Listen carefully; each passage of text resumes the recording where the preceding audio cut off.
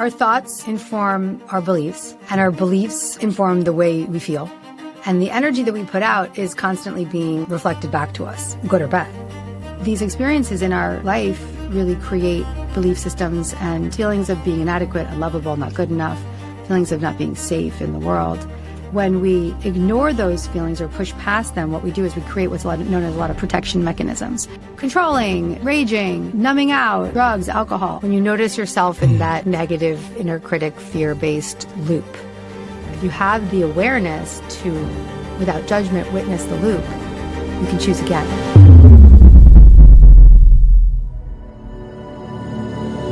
When we begin to tend to our inner world, tend to the belief systems that we carry, we start to change energetically. And as that energy shifts, the presence of what we receive back is different. And life becomes a little bit easier, a lot easier in many cases. And it's not that the world outside of us changes, it's that we change. And in our change, miraculous shifts occur.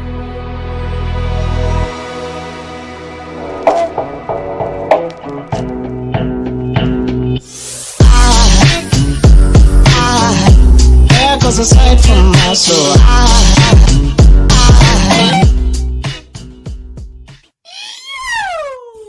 welcome to the Inspired Evolution, and it is an awesome treat to be here today. We have with us someone that's been inspiring my evolution for a while now, Gabby Bernstein. Gabby, welcome to the show. Thank you, my love. Thank you for having me. It's so nice to be with you. It is such a treat to be here. I have to ask, I've been following your work for quite some time, and I want to dive straight in. When was it first that you started to realize that you were a super attractor and attracting things was a thing? Like, how did that open up as a whole? Because it's such a deep topic, and it's something that you've helped countless and countless and countless of people with. I was reading in preparation for this podcast, reading a lot and researching a lot. And one of my favorite comments on YouTube, because you talk about signs as well. And one of these comments on YouTube was, "I swear, Gabby Bernstein is the sign that the universe keeps sending me." For me, I need to see that. And I was like, yeah, I truly feel that way myself at times as well. It's just like your content comes up and it's like, yeah, make sure, just reminding you that, you are always attracting things. When did this first come into your awareness? And then we can talk a little bit about how to do it. Well, I think that I was brought up to believe in the power of positive thinking and the power of our energy. I was brought up very spiritual. So the understanding of the metaphysical experience and the energy that we have creating the experiences that we experience was something that wasn't totally foreign to me. And I remember it really started to dig in for me when I was 25 and I'd just gotten sober and I was sitting in the basement of my mom's house and I was watching a DVD of, really crazy when you're 43 and you start dating yourself like that. And I'm watching this DVD, which most of your young listeners might not know what that is. And I was watching Wayne Dyer and Louise Hay talking about manifesting. And I just remember thinking to myself, I want that. I want that. I want to live that. I want to know that for myself. And I want to experience that. And so that's when I really started to become a real devotee of spiritual principles and soaking up the teachings of Louise and Wayne and so many others. It's hard, isn't it, with Wayne to not? Like, Wayne has such a beautiful frequency about him when you tune into his body of work. Yeah. And, he's a total inspiration. Because you still feel him. He's around.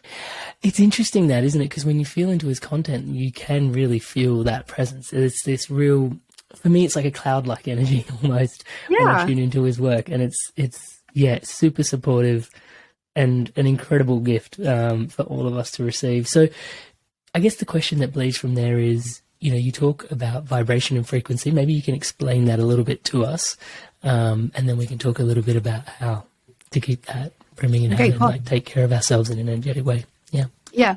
Well, our thoughts inform our beliefs, and our beliefs inform the way we feel and the energy that we put out. And the energy that we put out is constantly being reflected back to us, good or bad. So when we begin to tend to our inner world and tend to the belief systems that we carry, we start to change energetically. And as that energy shifts, the presence of what we receive back is different. And life becomes a little bit easier, a lot easier in many cases. And it's not that the world outside of us changes, it's that we change. And in our change, miraculous shifts occur. And then is the outside world consistently providing us feedback for who we are internally then? Is that, like, Yeah. Do we need to take that level of massive responsibility on for everything that's in our environment that we've created? Well, we can take on the responsibility for what we create locally, what we create in our interpersonal relationships, what we create in our social media feed. We're not going to take on the responsibility of the world's trauma. We're not going to say, oh, that war is because of my low vibe energy. Please don't do that. But recognizing how your energy affects the people and the experiences in your life is very valuable. And also mainly to do that from a place of non-judgment, to do that from a place of gentle witnessing and inquiry and curiosity, and not from a place of, with the intention of shifting and healing.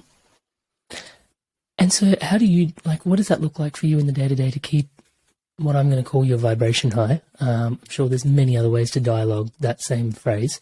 But what does it look like for you? And what do you recommend for people that are trying to manifest with ease, but also are aware that, you know, as within, so without? And how do I, if potentially life doesn't look like the way that I want it to look like right now, what are some key places to start so that we can actually raise our vibration? I can tell you exactly how I raised my vibration today through every step I took. So I woke up in the morning and I was anxious and I was overwhelmed by some of the things that I've been really trying to control, work related, people related, just in big controller parts of myself. And I said a prayer. I was like, God, I can't do this anymore. I need help. Please step in. Show me what you got. I then got out of bed and had some playfulness. I played with my son. We made French toast. There was no devices. There was no shows. There was no mom on the phone. It was just French toast.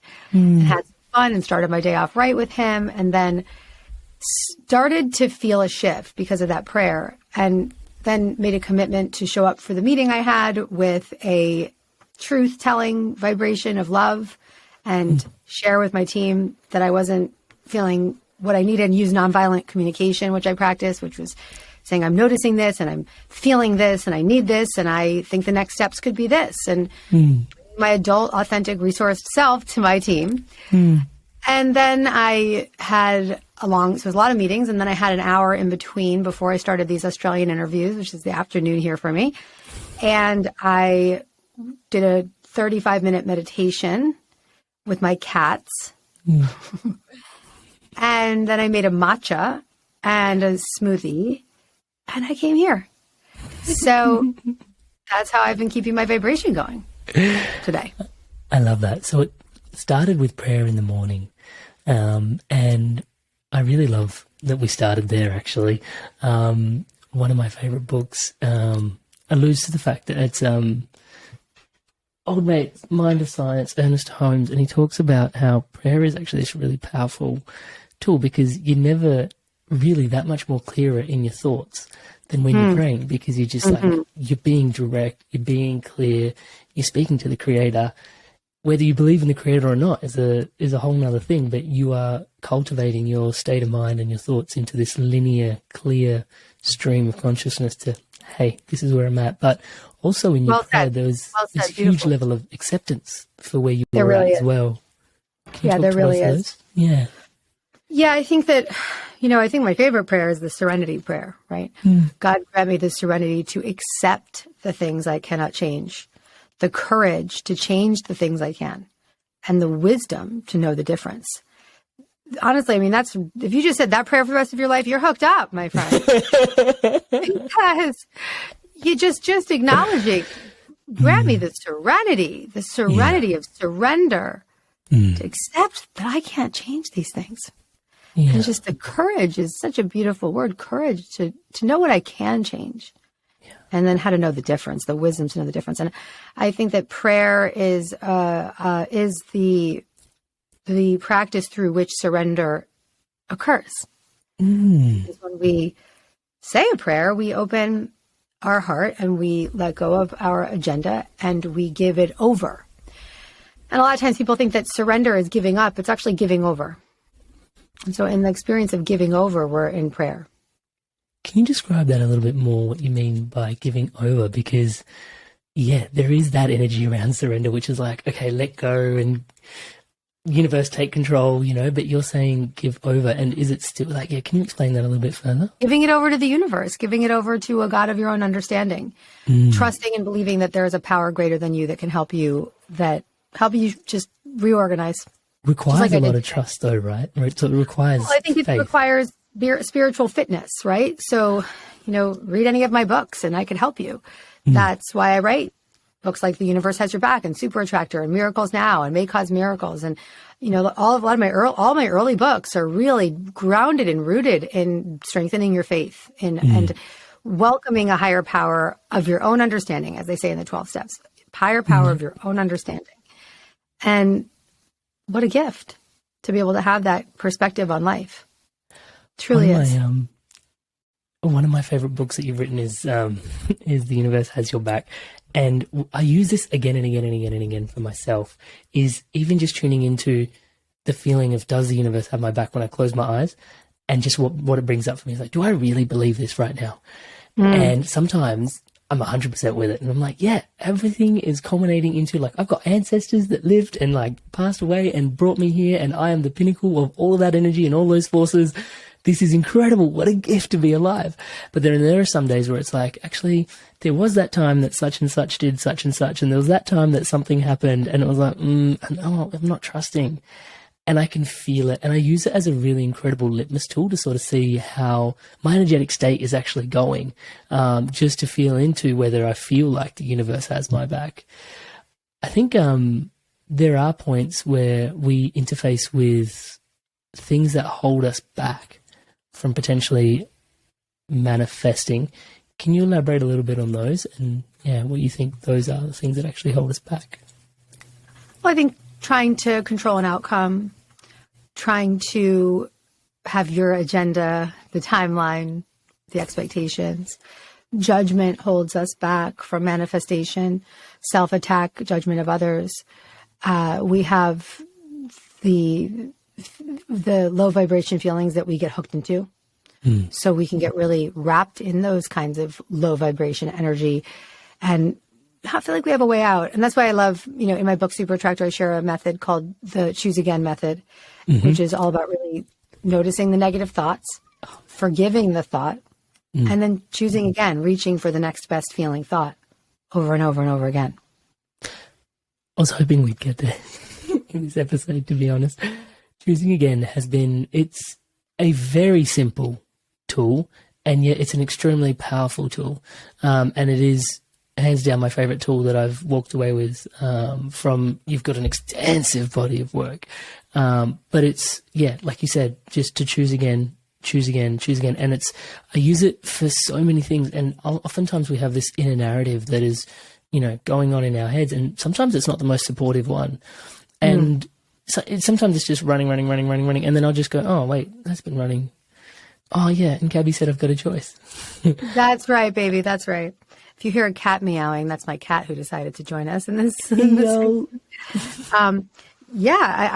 love that you're using it because it's such a profound tool. Yeah. And what are the impetuses to choose again? What are some of the things that you generally notice people are suffering with that invoke you to say, hey, you can choose again?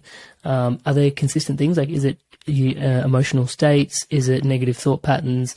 I use it for a variety of different things, but I wonder what, was inspiring for you to sort of invite people to choose again. Is it? I think it's when you notice the loop, when you notice yourself in that negative inner critic, fear-based loop.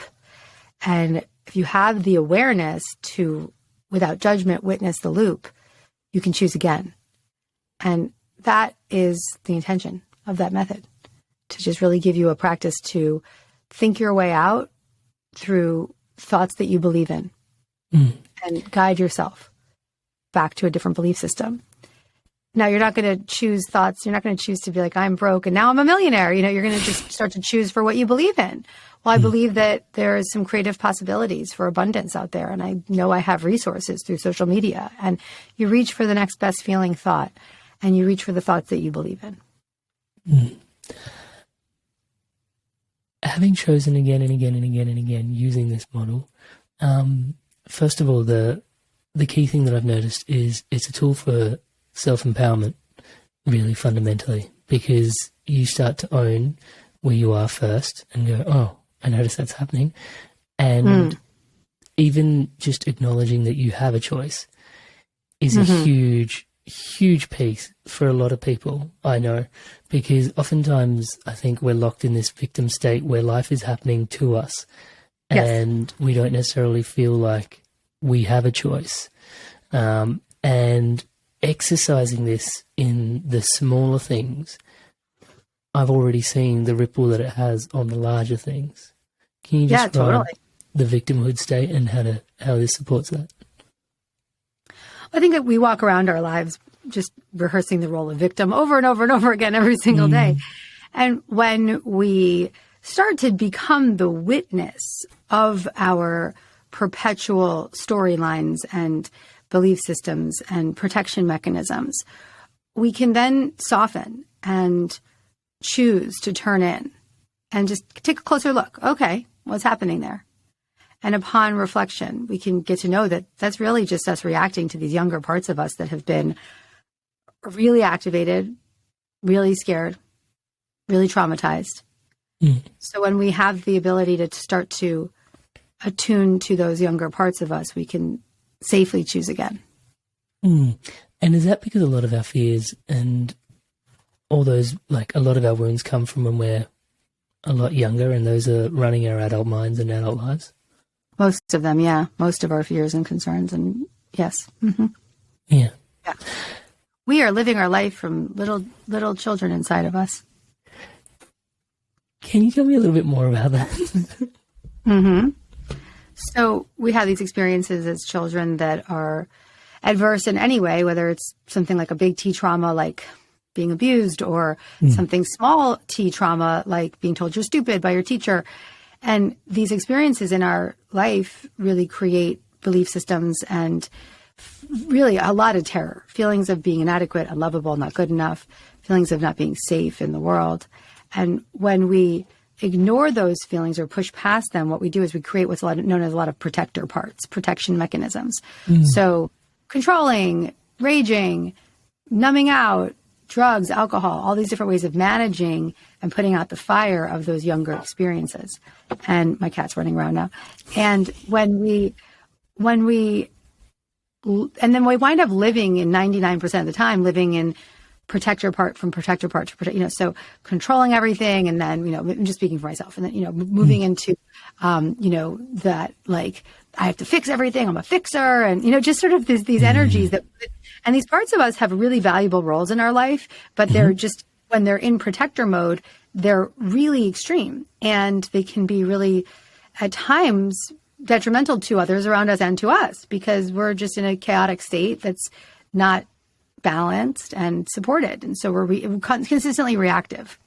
So if you think about it like this, we've got a little family of inner children inside of us that are reacting and managing and putting out fires, and they need tending to, they need help. And they have an internal parent that we've forgotten about, but has always been there. And that's self with a capital S. Self is the courageous God within us, the love within us, the universal energy within us, the courage, the compassion, the calm, and the connection.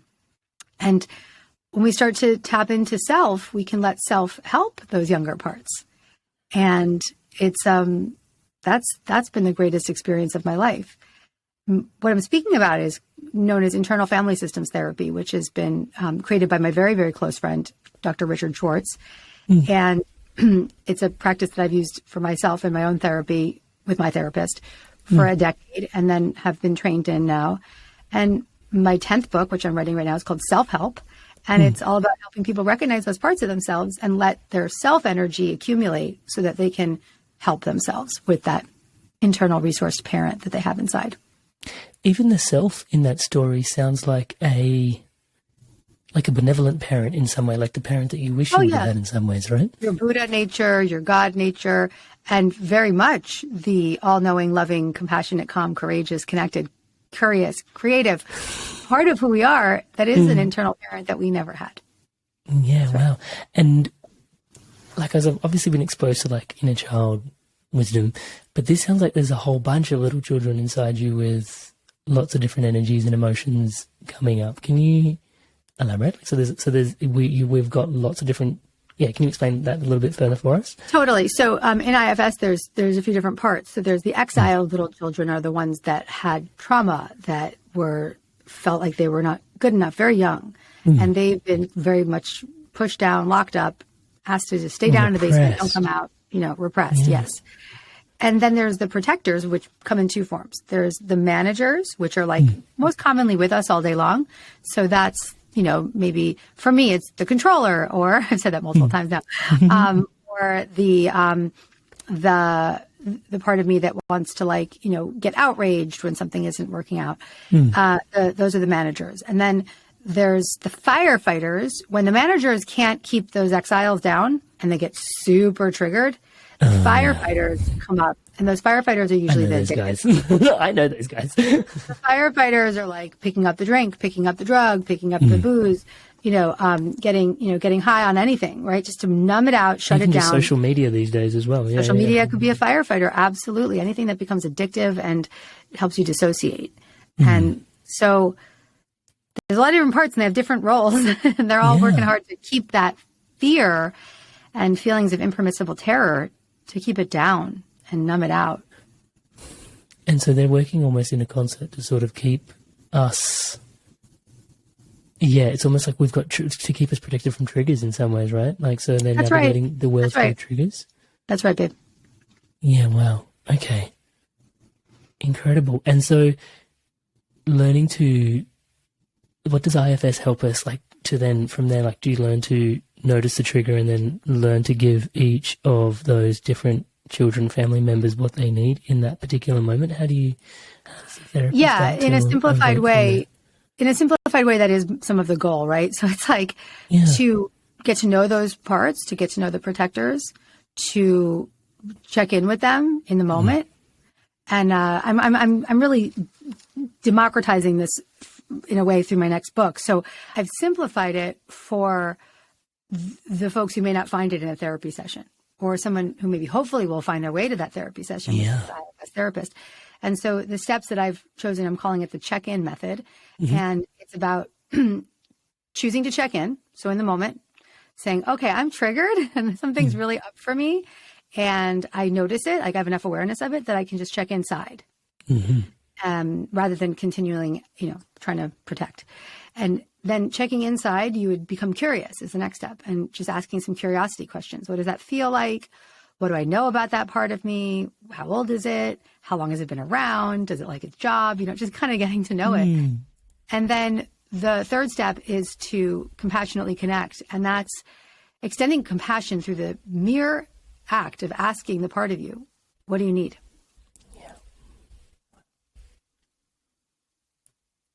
And that could be anything, right? You can do it with any part of you. Yeah. But asking yourself what you need, that could look different depending on which internal system you're connecting to.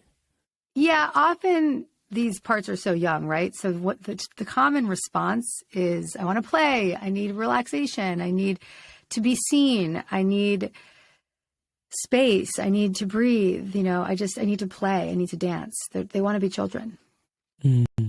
I noticed that bringing the conversation almost full circle back to what you were saying initially in terms of your day started with prayer and then you moved into play.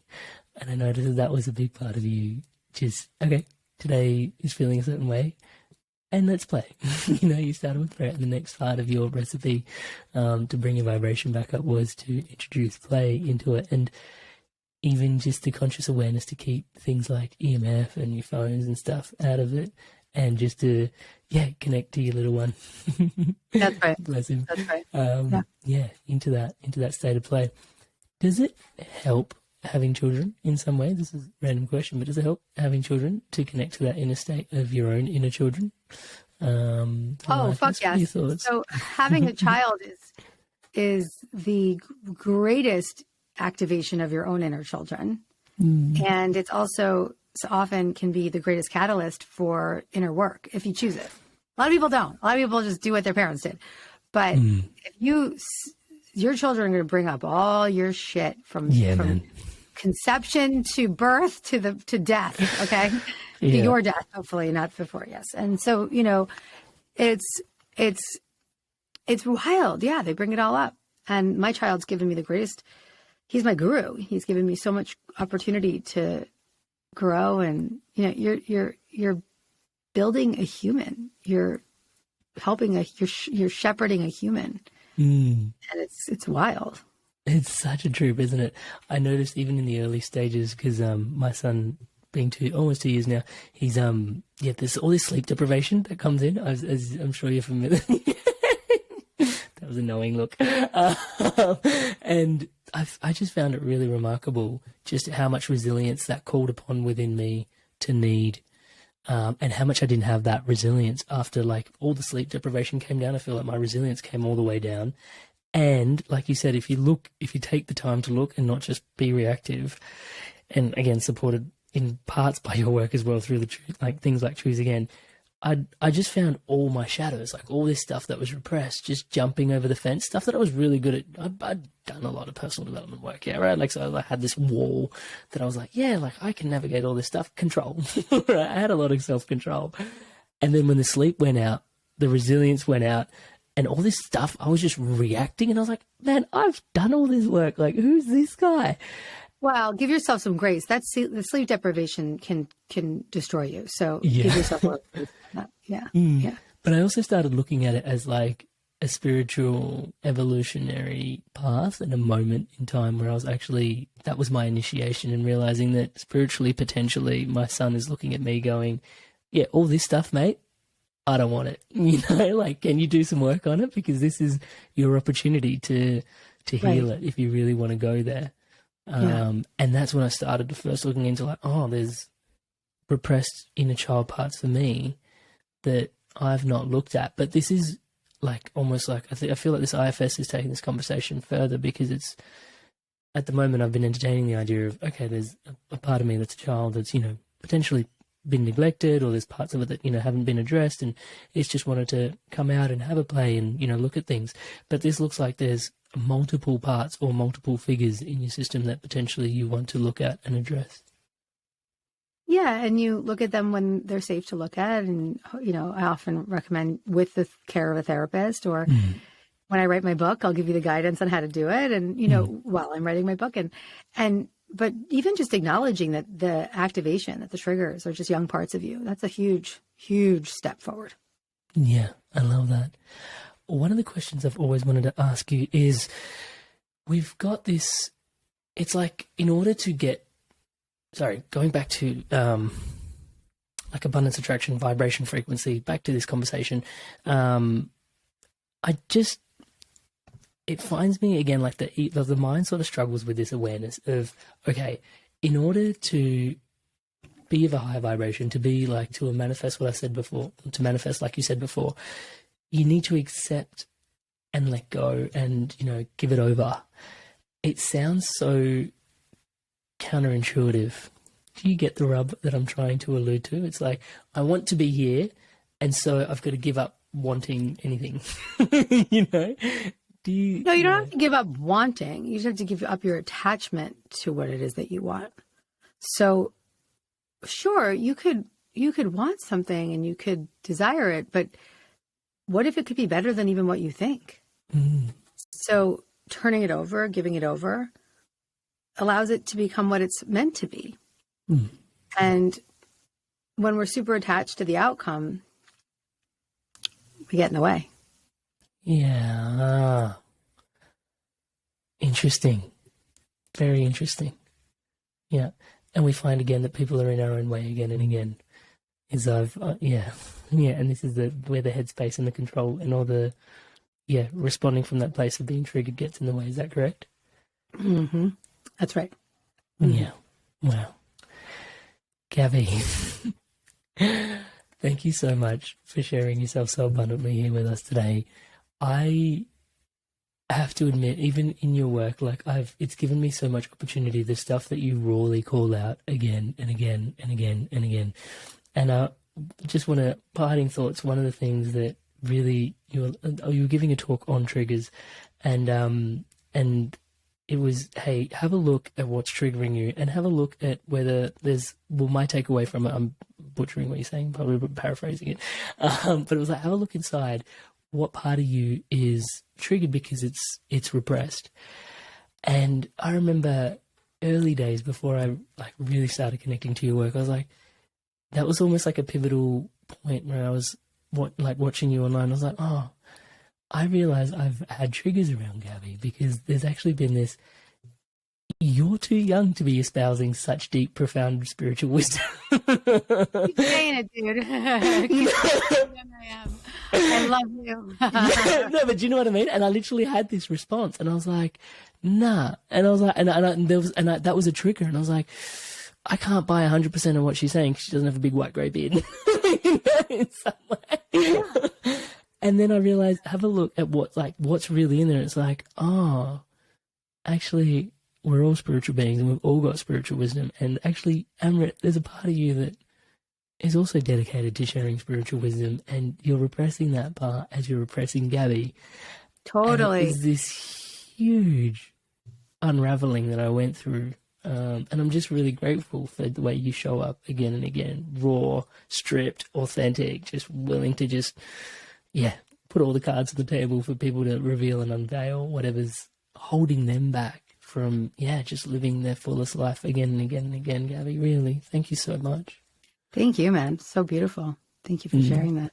Really Why can't we just do in Sydney and Australia? I'll be in Sydney and Melbourne and Brisbane and come in there soon. So I hope, will I see you in any of those cities? I hope so. Yeah, you'll definitely see me in Melbourne. There is no chance you're not seeing me here in Melbourne. And we are a big intention to try and get as many people to come along and experience I love your talks. So we'll put a link to wherever you are in Australia, to Melbourne, whether you're in Sydney or in Melbourne or in Brisbane there, you'll have links to the events coming up shortly, and also some of my favorite pieces of Gabby's content, just in case you're sort of like, hey, this episode was dope, but I'm also really curious to see what her live talks are like. You can check them out in the show notes below.